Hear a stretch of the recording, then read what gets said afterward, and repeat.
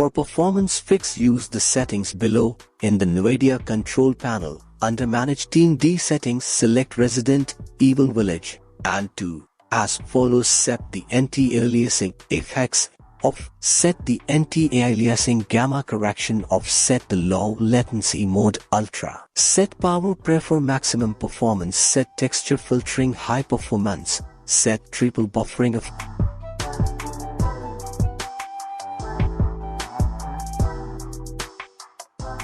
And if your game is still not launching or not installing, try disabling the default antivirus, as the antivirus detects the file as threat, so it leads to issues. If you are facing black screen issue, then terminate all the background apps, as sometimes the GPU focuses on other programs than the program you want it to focus. So I hope your all issues have been fixed, and if not, then subscribe the channel and comment down your issue.